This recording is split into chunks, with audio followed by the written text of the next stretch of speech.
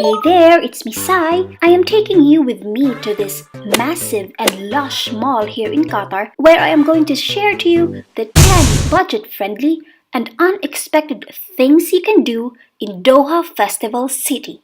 Come shop with me!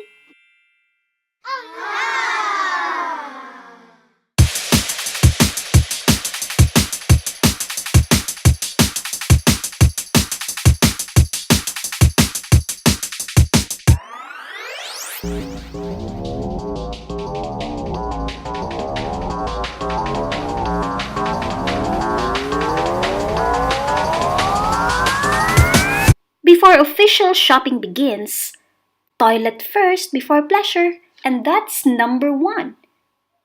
Imagine you can freshen up with high-tech toilet gadgets at Doha Festival City.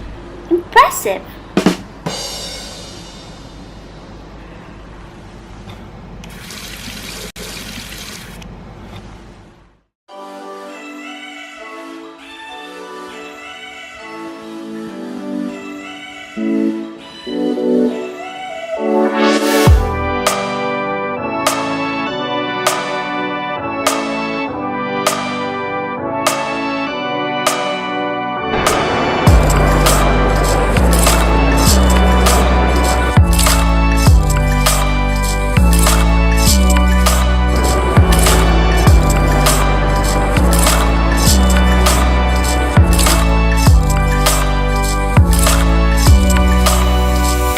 Number 2. You can literally step on a brand's logo and snap a photo on it and post it on your Instagram with hashtag from where I stand.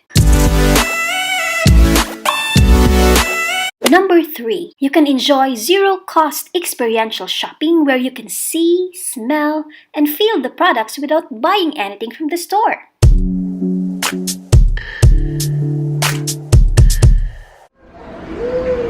Cath Kidston dresses, so cute. They also have shoes. It's how much? Oh, 95. Cute. This collection. I like this bag.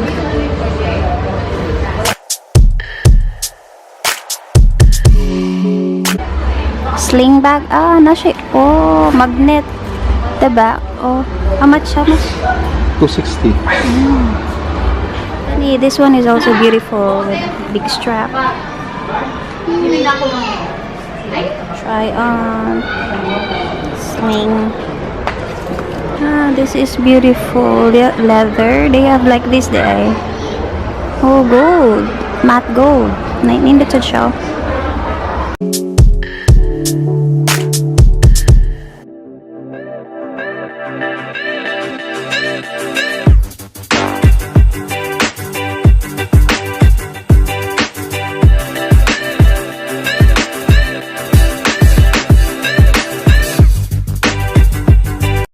Oh, they also have Centrepoint VHS here. Number 4. Are you a fan of the famous Angry Birds? And if you are, you'll definitely be very happy to explore or even just have sightings of the Birds Kingdom or the Angry Birds world at Doha Festival City. Going to the Angry Birds!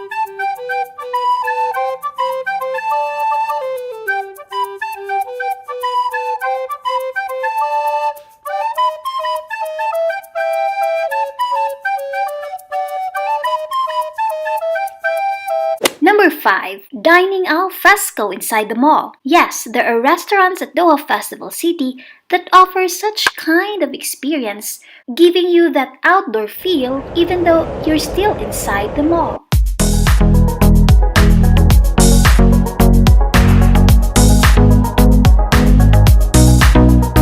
Number 6. The many escalators at one look. How cool is that?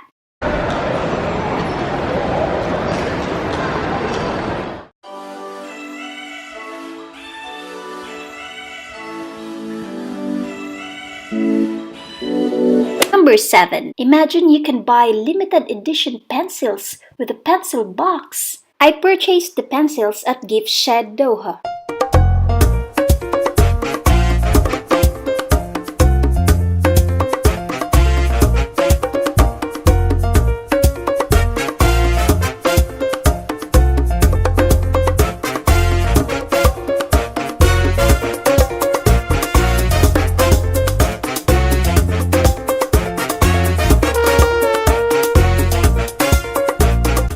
called them limited edition since these pencils were last among their stocks. So they're sort of limited edition for me.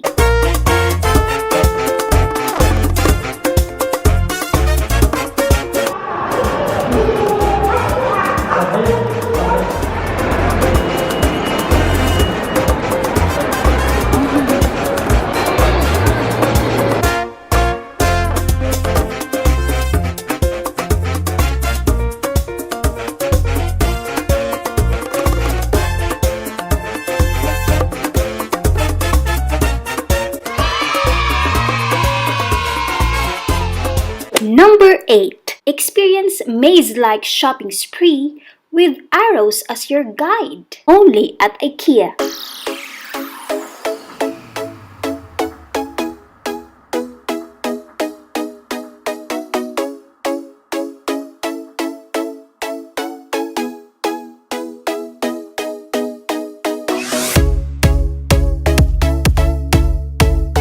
Number 9. I was confused. Was it a jungle or a zoo? There's a beast that can't be tamed from the jungle. She in trouble, got me. For sure, I enjoyed looking at those stuffed animals.